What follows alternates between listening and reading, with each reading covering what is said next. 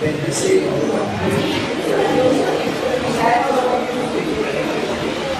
Quiero darles la bienvenida a algunos hermanos, a las personas que nos estén visitando por primera vez. Por favor, si pueden levantar su mano.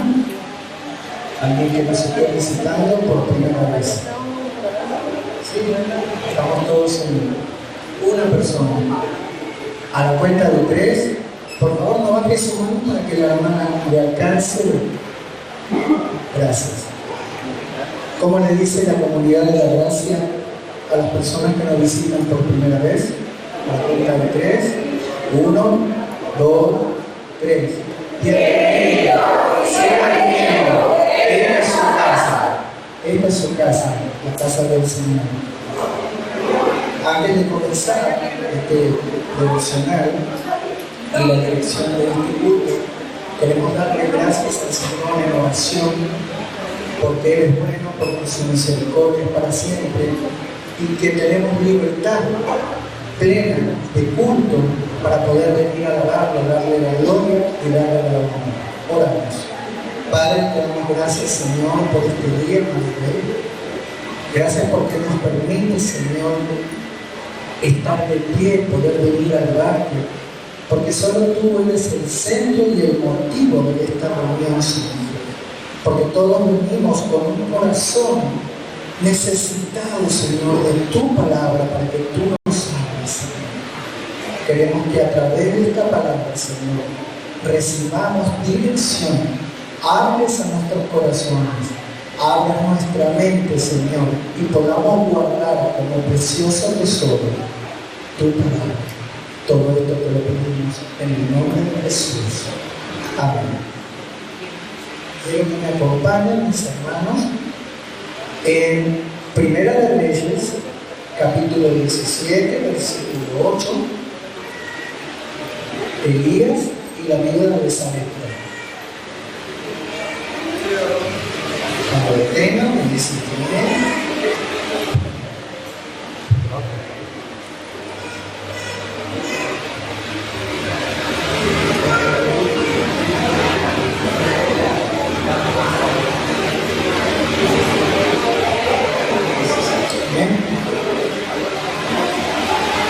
y la palabra de Dios dice así: levántate.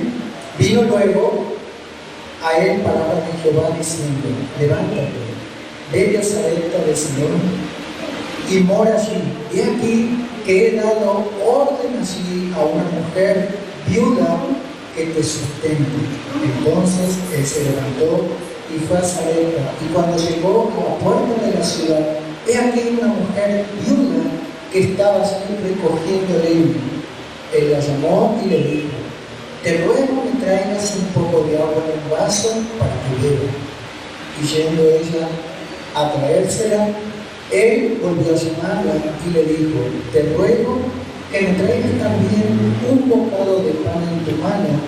Y ella respondió: vive Jehová tu Dios, que no tengo pan cocido, solamente un puñado de arena tengo en la tinaja y un poco de aceite en la vasija. Y ahora recogía 2 leños para entrar a prepararlo para mí y para mi hijo, para que lo comamos y nos dejemos morir. Hasta ahí la palabra del Señor. En estos tiempos recordamos la pandemia tan grande que hubo en el mundo, que sin lugar a dudas a nosotros nos tocó de muy cerca. Hubo gran escasez en este país, pero nunca como en esa zona de Sidón, en Sarepta, donde no había, que recuerden que el profeta Elías había orado y durante 3 años y medio no llovió, hasta que Dios le dio la orden de crecer. Ahora, cuando la viuda en el capítulo 12 le dice, en el versículo 12, le dice: vive Jehová tu Dios. Recuerden, ella está reconociendo que no era su Dios, sino el Dios de Elías, porque ella reconocía que era un israelita, pero había cierto temor en su corazón Dios había puesto la mirada en esa viuda. Cuando Él le dice, ve y prepara con los leños el pan que tú has dicho para que comas tú y que coma tu hijo y se deje morir. Él le dijo, ve y haz como tú has dicho, pero dame a mí primero. ¿Cuántas veces nosotros preocupados por nuestra economía, en los negocios, en el trabajo, nunca nos hemos preguntado o nos detenemos que nosotros dependemos? Hoy mismo nos levantamos por gracia y misericordia de Dios.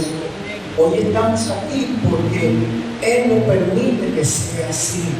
No es su fuerza, no es mi fuerza, es su gracia, es su misericordia. Hoy nos prepara para recibir una palabra, para poder entender que gracias a Él nosotros estamos aquí, que la salud depende de sus hijos, de Él, que su salud, su caminar, su andar, todo lo que tenemos depende de Él. ¿Y qué demanda Él de nosotros? Simplemente creer en Él. La confianza está en Él. Recuerden que poner en primer lugar al Señor no significa que cuando yo esté en mi trabajo dedique el tiempo a honrar a mi trabajo, pero cuando nosotros atendemos los negocios, recuerden que dijo Jesús cuando era pequeño y fue María y le dijo, madre o mujer, no saben que es necesario que los negocios de mi Padre debo estar. Entonces, cuando usted le dedique un tiempo, un domingo, un día de estudio al Señor, sea pura y exclusivamente al Señor. Yo recuerdo que una noche, cansado, vine a la casa, me acosté, Daniela me hablaba, todos conocen a Daniela, ¿verdad? Daniela me hablaba, y yo por un momento me distraje, estaba viendo otras cosas, y ella se me quedó mirando así, te estoy hablando. Entonces, presté atención. Díganme qué triste debe ser que el Señor hoy, a través del predicador, a través de una palabra, nosotros estemos pendientes de un celular, pendientes de otra distracción, cuando a través de esta palabra el Señor nos dirige algo que nos quiere decir. Es como voltear la mirada y decir, momento, tengo una llamada o algo importante o un mensaje que mandar, no puedo atenderte en este momento. Dame unos minutos, ahora te atiendo. Creo que no deberíamos ser así. Lo digo por mí, principalmente que soy el más distraído. Quiero reflexionar, quiero saber, cuando yo escuchaba también la canción, veía que nosotros caminamos por fe en el Señor, confiando. Recuerdo que cuando se empezó la construcción, había muy pocos recursos y durante la construcción de este lugar no había recursos. Por fe recuerdo que el pastor me dijo, el pastor Iván me dice, vamos por fe y pedimos ese techo que está ahí afuera. Y fue así, la confianza en Él. Y Él nos dejó solamente con ese techo que ahí, mire hasta dónde llegamos. Es su misericordia. ¿Sabe lo que demanda Él de nosotros? Ponerlo en primer lugar, creer en Él, tener plena confianza. Yo puedo decir creo, pero usted debe tener confianza, plena confianza que aquel Dios que nosotros creemos, Él está por encima de todo problema, de toda circunstancia. Solamente lo que Él quiere es que usted y yo creamos en Él. Que a pesar de las circunstancias más adversas, mire la viuda. La viuda para ella era, bueno, voy a compartir este pedacito de pan. Se lo entrego, lo partiremos y después nos dejamos morir. ¿Y qué fue que pasó? Acompáñenme en el versículo 14.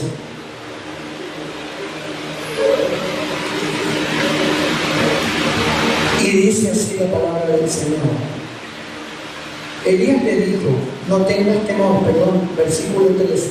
Elías le dijo, No tengas temor, ven y haz como has dicho, pero hazme primero. Y ella, hazme primero de ello una pequeña torta cocida debajo de la ceniza y tráemela, y después harás para ti y para tu hijo, porque Jehová Dios de Israel ha dicho así: la harina de la tinaja no escaseará, ni el aceite de la vasija disminuirá, hasta que el día en que Jehová haga llover sobre la faz de la tierra. El Señor, hasta que nos llame, Él nos va a sustentar. Nosotros dependemos de Él. Nosotros caminamos con Él de su mano. Y le digo una cosa: tomados de su mano, jamás vamos a caer. Y si nos caemos, Él nos va a levantar porque nos tiene de su mano. Amén. Recordamos que Él dice: buscad primeramente el reino de Dios y su justicia. ¿Y qué cosa dice después? Y todo lo demás será por añadidura. Y el poner a Él en primer lugar.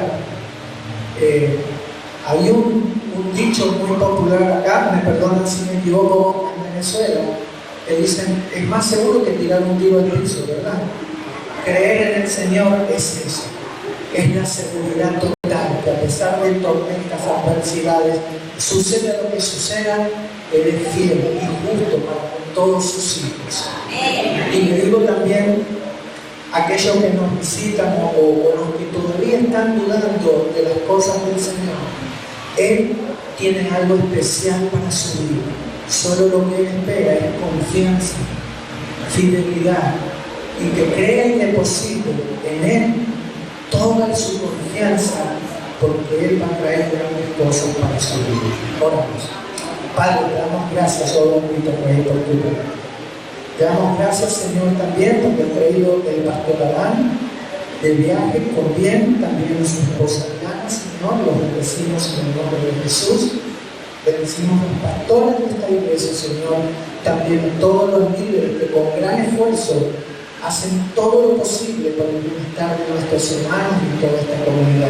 Señor, simplemente queremos alabarte, queremos agradecerte, queremos dar gracias a esa misericordia, a esa justicia, a esa paz, a esa fidelidad que tienen con nosotros sobre el mundo. Todo esto te lo pedimos, te lo agradecemos, y el pueblo de Dios dice: amén. Buenos días, hermanos. ¿Cómo están? Dios les bendiga. Estamos contentos por este maravilloso techo. Tenemos aquí un salón lujoso. Realmente damos gracias a Dios por cada esfuerzo, por cada uno de ustedes. Hoy queremos continuar con la enseñanza, la prédica, la exhortación sobre la segunda carta a los tesalonicenses, en el capítulo 2. Queremos resumir lo que habló nuestro querido hermano pastor René el día domingo pasado.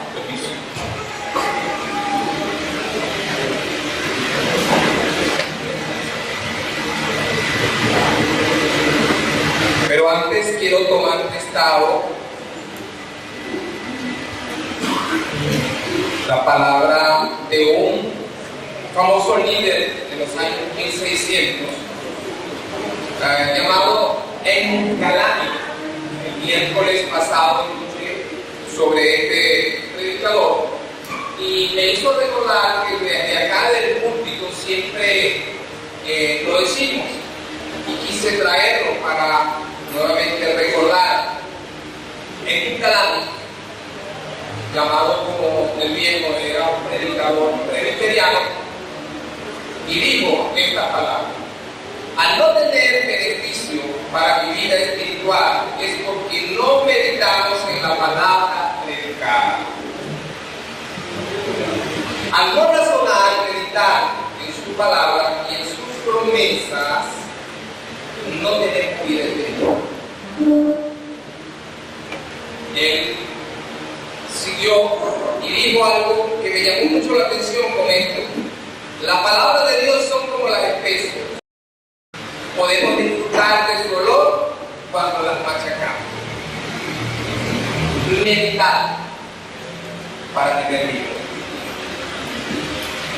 Y continuamos con el resumen. Vamos a hacer una manera de introducción, el resumen de lo que habló nuestro querido hermano pastor.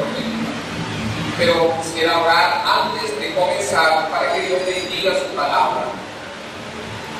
Amado y bendito Padre, Señor, nuevamente agradecido por tu bondad, tu misericordia, por el favor, Señor Dios mío, recibido de ti cada día y por el privilegio de poder compartir esta palabra con mis hermanos. Señor, obra de manera maravillosa, Señor, y que realmente nosotros podamos meditar en la palabra de Dios, que podamos disfrutar de ese olor, como dijo Calani, y que podamos masticar la palabra de Dios para vida de nosotros espiritualmente. Padre, toca los corazones, que sea tu palabra, que sea tú, Señor, y que esto sea en nosotros de reflexión. No solamente para el momento que estamos sentados, sino para que después que nos vayamos de este lugar podamos, Señor, meditar y pensar en qué quiere Dios formarnos, cómo quiere Dios formarnos, qué quiere decir Dios con esto. Todo esto te lo pedimos en el nombre de Jesús. Amén. La iglesia de Tesalónica era una gran iglesia. Pablo estuvo en esa iglesia alrededor de tres domingos de reposo, un mes, algo así, y tuvo que salir de la iglesia forzadamente, como ustedes saben. La primera carta, lo que escribió en la primera carta, él alababa a la iglesia porque la iglesia estaba en un crecimiento, pero la segunda carta escribe también para dar un ánimo a la iglesia porque estaba pasando algo en la iglesia.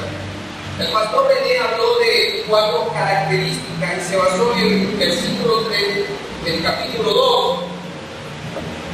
Dice: nadie os engañe, porque debe venir por lo menos 2 cosas: la apostasía, el hombre de pecado y el hijo de perdición.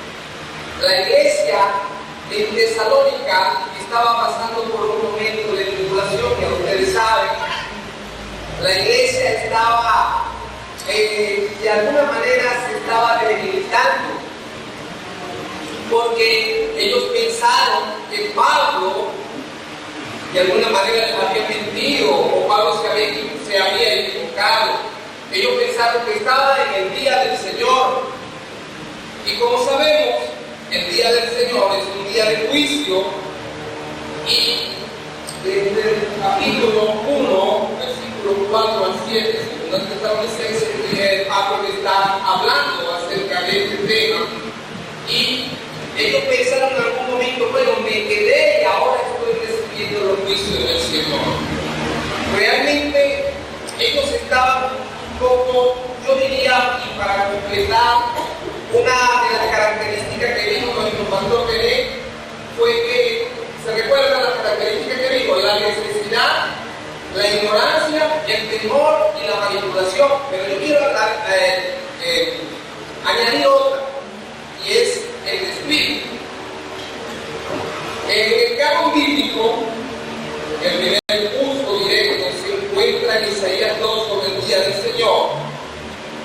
Dice: el día de Jehová vendrá sobre todo soberbio, altivo y sobre todo engreído. Fíjense, el día del Señor vendrá con las características de un pueblo, de una humanidad que estará así. O sea, la iglesia, la verdadera iglesia, ya no estará aquí. Por eso esto no será para nosotros. La verdadera iglesia estará en el cielo. Y Pablo le sigue hablando acerca de esto. Y en 2 de Tesalonicenses, en el capítulo 1 al 3, Pablo dice algo maravilloso y se jacta, se presume a la iglesia como una iglesia en crecimiento. Y obviamente creemos que la iglesia estaba en crecimiento. Y Pablo dice en el versículo 1 al 3, 2 de Tesalonicenses, capítulo 1.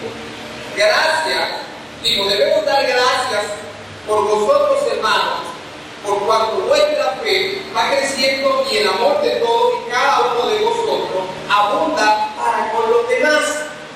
Al parecer, una iglesia que estaba firme, una iglesia que había masticado verdaderamente la palabra de Dios y que estaba meditando en la palabra de Dios. Pero ¿qué pasó con la iglesia? ¿Por qué la iglesia creyó que se había quedado, que estaba en el día del juicio? Pablo le dice: nadie nos engañe, porque no puede pasar esto, porque tiene que pasar por lo menos dos cosas. Una de ellas era la apostasía, y el otro era que se manifestara ¿qué? El hombre de pecado. O sea, Pablo le dijo: no estamos. Pablo lo está corrigiendo, le está diciendo. Ahora, Pablo ya le había hablado a ellos de este tema. Les digo sobre este tema. En el capítulo 2, versículo 5, no se acuerdan, dice Pablo, que cuando yo estaba todavía con ustedes, les hablé de esto. Para ellos tenían información de esto. En el versículo 2, capítulo 2 dice: no se dejen mover fácilmente de su manera de pensar, manténganse en las enseñanzas que les di, no crean a esos espíritus, a esos falsos profetas. Ellos se descuidaron y estaban poniendo la atención a estos falsos profetas. No se sabe cómo llegó esa información, pero llegó a las iglesias de Tesalónica. Y esto es reflexión para nosotros también. Cuando nosotros nos descuidamos de la palabra de Dios, de la oración, de las cosas del Señor, nuestro sentido espiritual se debilita y somos muy propensos a creer cualquier basura. Hoy estamos viviendo un mundo completamente de engaño. En aquel tiempo había falsa profecía, en este tiempo abunda, sobreabunda. Y la iglesia cayó en esto.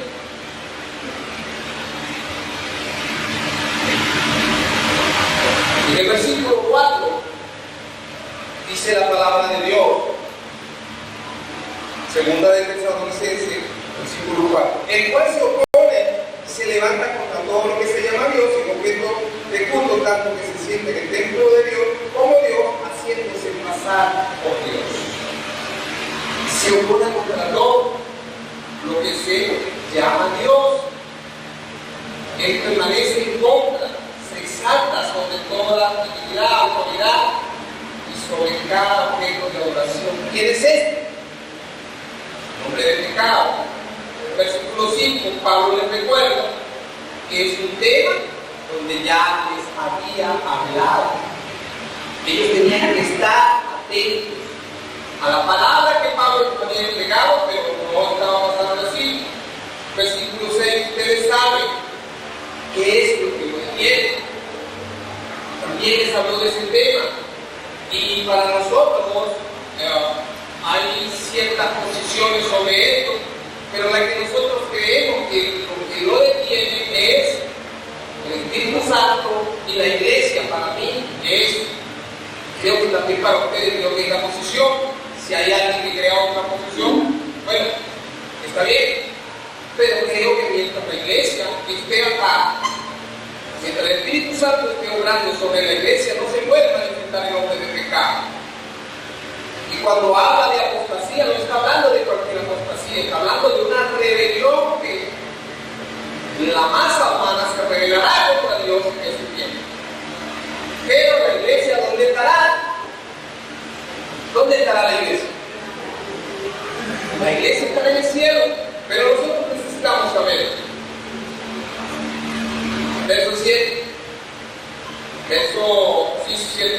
porque ya está en acción el ministerio de la iniquidad. Este ministerio ya había comenzado en el tiempo de Pablo. El Señor Jesús pronunció una parábola en Mateo 13 y reveló las condiciones del mundo en la actualidad. La palabra de Dios ha sido sembrada desde hace muchísimo tiempo.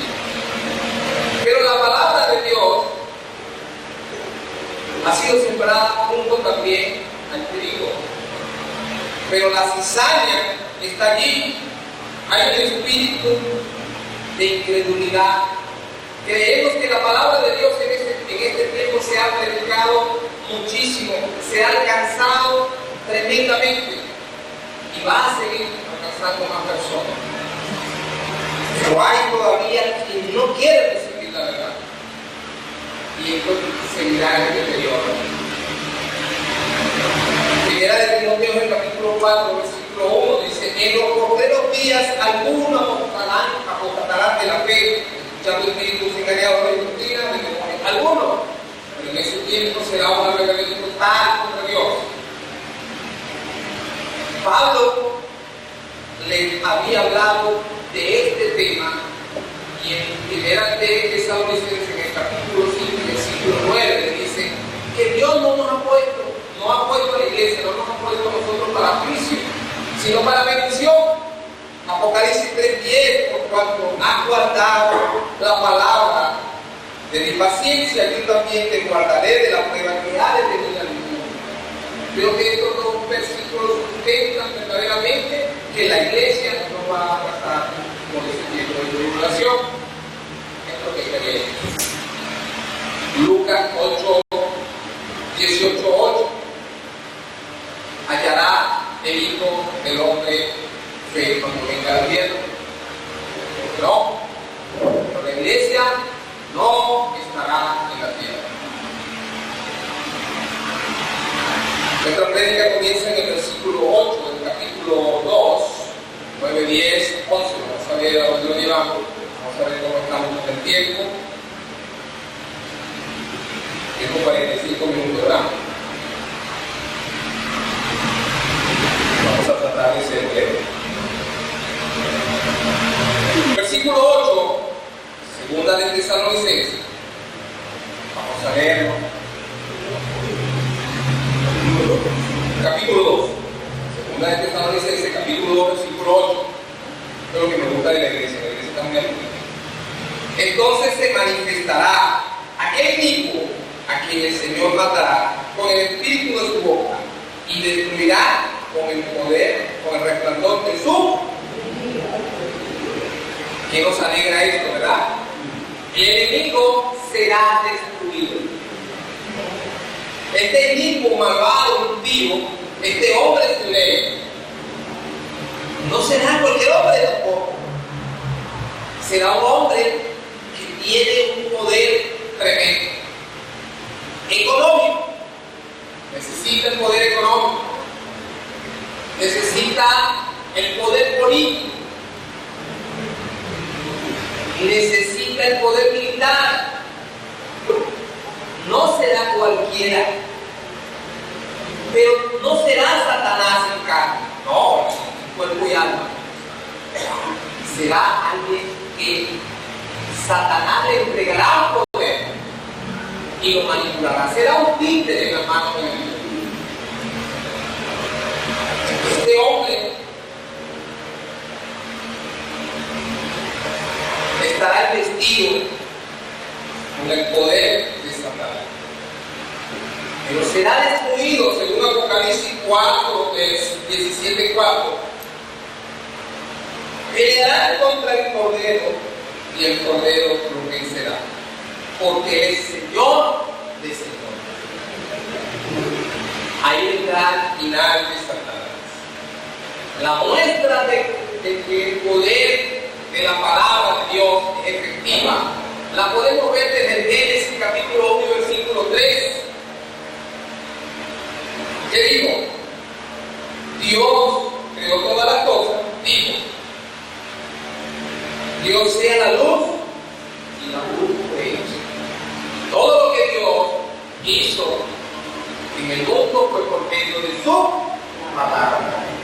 con la palabra de Dios destruirá al enemigo.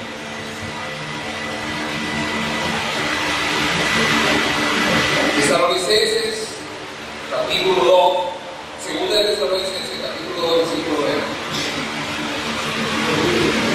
Inicuo cuyo advenimiento es por obra de Satanás, y con grande poder, señales y prodigios mentirosos, además del poder político, además del poder financiero, además del poder militar que tiene, se le dará un poder para hacer milagros, prodigios. En ese tiempo, mis queridos hermanos, la tierra o el mundo entero estará en una situación deplorable. En ese tiempo habrá una condición en el mundo terrible. El anticristo vendrá con poder. Habrá hambre, habrá miseria, habrá una apostasía, como lo dijimos, en total, y la gente va a querer una solución. La gente va a llorar que haya un hombre, que salga alguien, un presidente, alguien que tenga una voz y que pueda controlar a este mundo y que pueda surgir beneficio, prosperidad. Eso es lo que la gente va a querer en ese tiempo. Recuerdo que acá en Venezuela se usa, no sé si un refrán que dice, un dicho que dice, pan y circo. La gente lo que quiere es diversión y comida. No quiere nada. De Dios no quiere nada. Mientras haya diversión y comida, a mí no me interesa que gobierno. No importa si eres alguien que está en contra de la palabra, no importa si es alguien que llega al contenido sexual, no me importa. Mientras haya comida y diversión, para mí eso está bien. Bueno, en ese tiempo el enemigo se va a aprovechar de esa situación caótica que vive el mundo. Y también engañará, se cree que este hombre será tan terrible que caminará, según estudiosos dicen que este hombre puede imitar caminar por encima de las aguas como caminó. Este hombre levantará muertos. Este hombre hará milagros tremendos. La gente va a quedar admirada de él. Pero este hombre será un engañador como siempre lo ha sido desde el principio. Desde el principio ha querido engañar a los hijos de Dios. ¿Imitando a quién? A Dios. Versículo 10. Con todo engaño de iniquidad para los que se pierden, por cuanto no recibieron el amor de la verdad para ser salvos. Otra versión lo dice así: con toda perversidad engañará a los que se pierden, por haberse negado a amar la verdad y así ser salvos. Creemos que el Evangelio, como dije antes, se ha extendido sobre la tierra.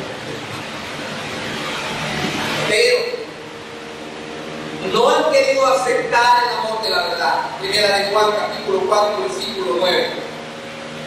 En esto se mostró el amor de Dios para con nosotros, en que envió a su unigénito al mundo para que vivamos por él. Se ha dado la palabra, se ha dado a conocer de la palabra, el amor de la palabra de Dios para salvar al mundo, y el mundo no ha querido recibirla. ¿Y qué pasará? Entonces Dios les enviará. Versículo 10, vamos a repetirlo: con todo engaño de iniquidad para los que se pierden, por cuanto no reciben para ser salvos. Despreciaron la verdad. Despreciaron la verdad. Y Satanás tiene un poder limitado.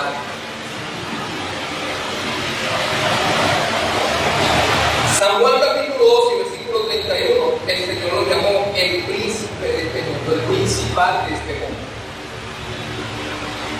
Pero tiene un poder limitado. Satanás se le presentó, el engañador se le presentó para acusar a Job. En Job capítulo 1, versículo 12, vemos que el poder de Satanás es limitado. Dijo Jehová, todo lo que tiene está en tu mano, solamente no pongas tu mano sobre él. Aquí vemos que tiene un poder limitado.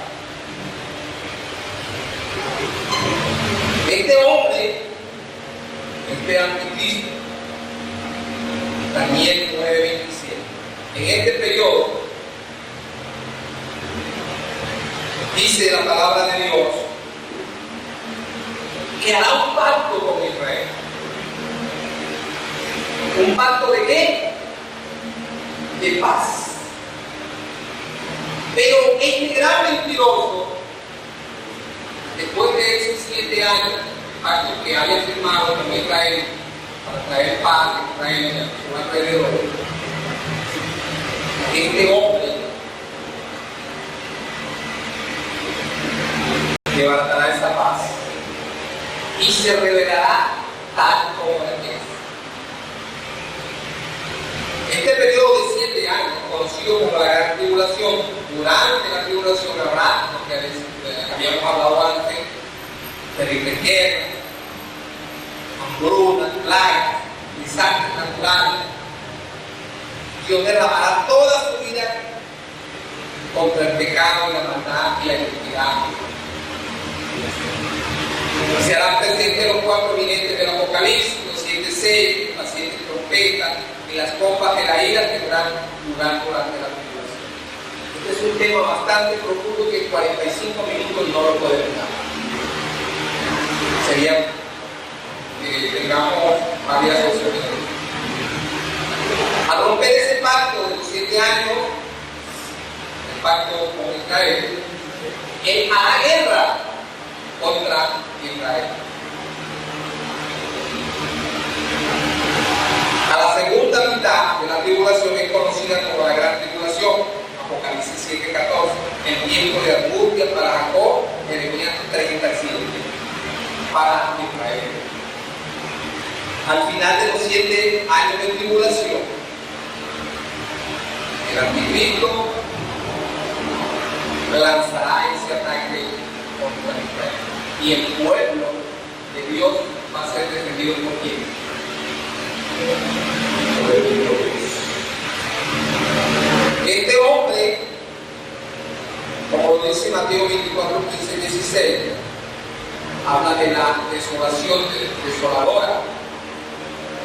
Y es que este hombre, cuando se construya el tercer templo de Israel, allí va a quitar los sacrificios y él se hará unido y seguramente sacrificará animales que no están en la ley, animales sucios. Se instalará un ídolo en el lugar santo, en el reconstruido tercer templo de Jerusalén. Al final del tiempo, Satanás será apresado por 1000 años. Después de todo esto, Dios establecerá el reino milenial de la tierra. La palabra de Dios dice en el verso 11: por esto Dios les envía un poder engañoso para que crean a la mentira. Israel será engañado y el mundo entero. ¿Cuánto tiempo tiene Israel esperando el Mesías? Mucho tiempo. Todavía para ellos el Mesías no más.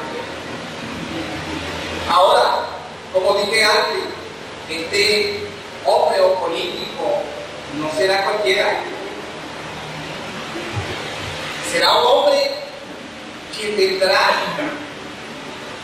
una apariencia de piedad, un hombre que tendrá un parlamento, un hombre que tendrá una labia para convencer al mundo de que Él es la solución para el mundo.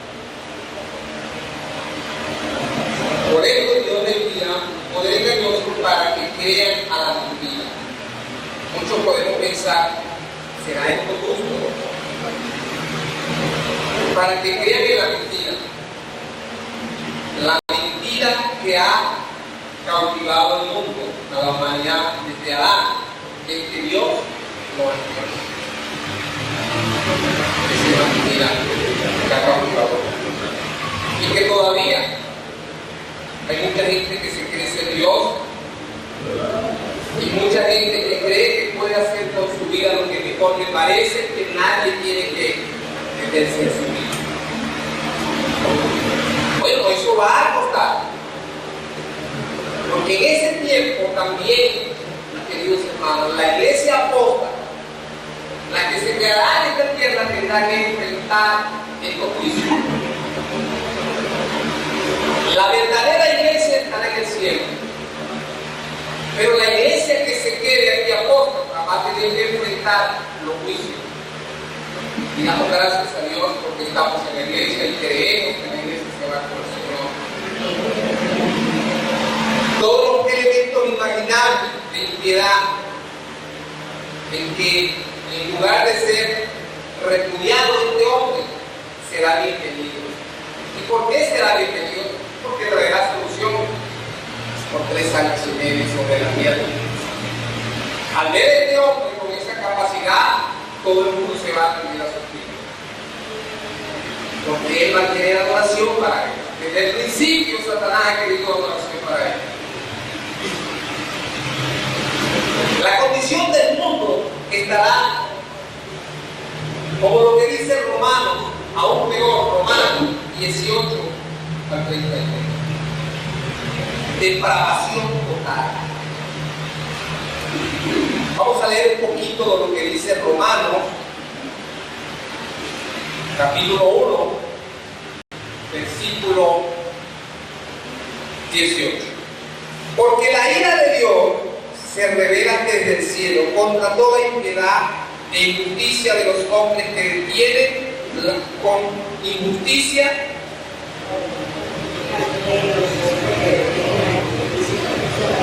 la injusticia de los hombres que detienen con injusticia la verdad, porque lo que Dios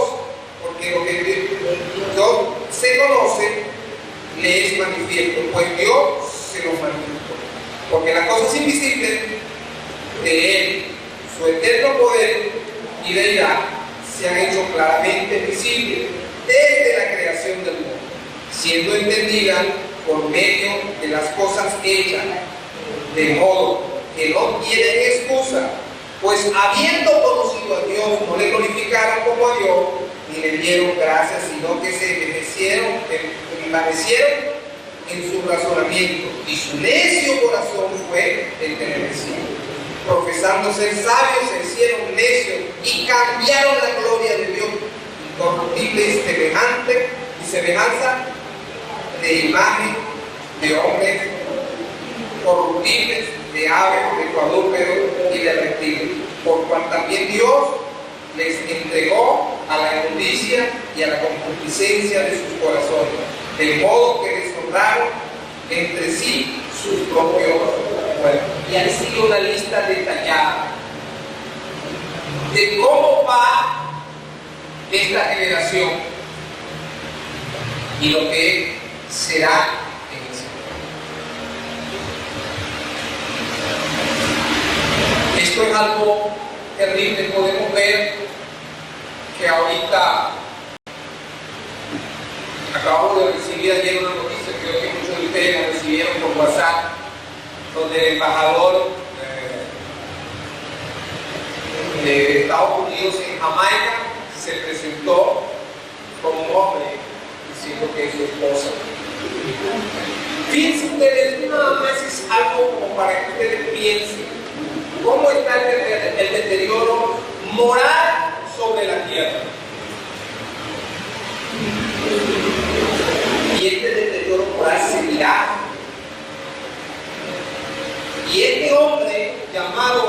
Cristo, tendrá todos los poderes en sus manos. Inclusive el poder religioso en ese tiempo, lo que se llama ecumenismo, estará en parte de él. Todas las religiones, se juntarán todas las religiones. Ya no habrá tal religión o budismo, todas serán una sola religión. Y ese será el fin del mundo. Mis queridos hermanos, el mensaje no es para meterle miedo a la iglesia, porque sabemos que la iglesia no va a estar en este lugar, la iglesia va a estar aquí. Pero debemos saber esto, que cuando pasemos por tribulaciones, queridos hermanos, lo que podemos pensar es que somos verdaderamente hijos de Dios. Pero no debemos descuidarnos, porque al descuidarnos es fácil que nuestro oído no capte las notas verdaderas de la palabra de Dios. Y comenzamos entonces a dudar de la palabra de Dios. El mundo tendrá un cambio, pero antes de eso yo creo que ustedes también nos iremos al cielo con Jesús, para vivir con Él por la eternidad. Todos aquellos que han sido nacidos de nuevo, todos aquellos que han sido santificados, porque obviamente cuando la iglesia suba al cielo, se cumplirá lo que dijo Pablo en el capítulo 1 y versículo 8, estando todavía en esto, que el que comenzó la buena obra en nosotros, la perfeccionará hasta el día de su venida. Ese día de su venida, no es el día del Señor, sino el día del arrebatamiento. Primera de Tesalonicenses, capítulo 4, versículos 16 y 17. Estaremos con eso. Cada uno de ustedes estará, cada uno de nosotros estará. Eso nos llena de esperanza, nos llena de alegría, saber que vamos a estar con Él. Por lo demás que va a pasar en la tierra, bueno, como lo hemos dicho en repetidas veces, no será para Dios. Pero es importante que conozcamos. Ahora, quiero cerrar con algo. ¿Cómo debería estar la iglesia para esperar la unidad en la arrebatamiento? Pablo, después que le habla a la iglesia sobre el arrebatamiento y sobre todas estas cosas, en el capítulo 5, desde el verso 12 en adelante, Pablo les dice cómo debería vivir la iglesia. Escuchen, ¿cómo debería vivir la iglesia? No se conformen. La iglesia debe vivir en santidad, de vivir orando, buscando al Señor. No lo vamos a leer por cuestiones de tiempo, pero eso puede quedar de tarea para su casa, hoy para meditar en él. Capítulo 5, primera de Tesalonicenses. Lo he escuchado a muchos que dicen que Dios quiere el corazón. Bueno, realmente eso no es lo que dice la palabra de Dios. Primera de Tesalonicenses, capítulo 5, versículo 23, dice: y el Dios de paz, ¿qué dice? Nos santifique por qué? Por completo.